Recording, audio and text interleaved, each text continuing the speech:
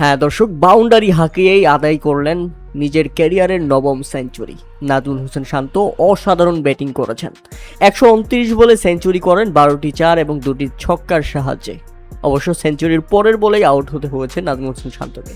তবে নাজমুল হোসেন শান্ত এবং মুমিনুল হকের পার্টনারশিপে রীতিমতো নাজেহাল হয়ে পড়েছিল পাকিস্তান। 170 রানের অনবদ্য এক পার্টনারশিপ পাকিস্তানকে একেবারে জ্বালিয়ে দিচ্ছিল এই তীব্র রোদে। উল্লেখ্য, প্রথমে ব্যাটিং করতে নেমে বাংলাদেশের শুরুটা মোটেও ভালো হয়নি। দুই ওপেনারের ব্যর্থতা, 19 বলে 8 রান করে ফিরে যান মাহমুদুল হাসান জয় এবং 13 রান করে ফিরে যান সাদমান ইসলাম। তাতে মাত্র 31 রানের মধ্যেই 2 উইকেট হারিয়ে রীতিমতো খেই হারিয়ে ফেলে বাংলাদেশ। এরপর ভেবেছিলাম নামাজ শেষ করে এসে হয়তোবা বাংলাদেশের 5-6 উইকেট পড়ে যাবে, এমন একটা অবস্থা দেখব। কিন্তু না, সেখান থেকে মুমিনুল হক এবং নাজমুল হোসেন শান্ত বাংলাদেশকে নিয়ে গেছে এক শক্ত অবস্থানে। বাংলাদেশকে পৌঁছে দিয়েছে 200 রানে। আর কোনো উইকেটই হারায়নি তারা। 170 রানের অনবদ্য পার্টনারশিপ করে তারা। সেখান থেকে নাজমুল হোসেন শান্ত নিজের ক্যারিয়ারের নবম সেঞ্চুরি তুলে নেন এবং দারুণ উদযাপন করেন। মুমিনুল হক পান নিজের ক্যারিয়ারের 26তম 50।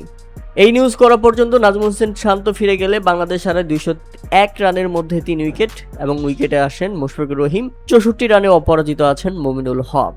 তবে নাজমুল হোসেন শান্তকে কোনোভাবেই থামাতে পারছিল না শাহিন আফ্রিদি বা পাকিস্তানের টপ কোয়ালিটি বোলাররা, যেটা বাংলাদেশের জন্য সত্যি দুর্দান্ত শুরু।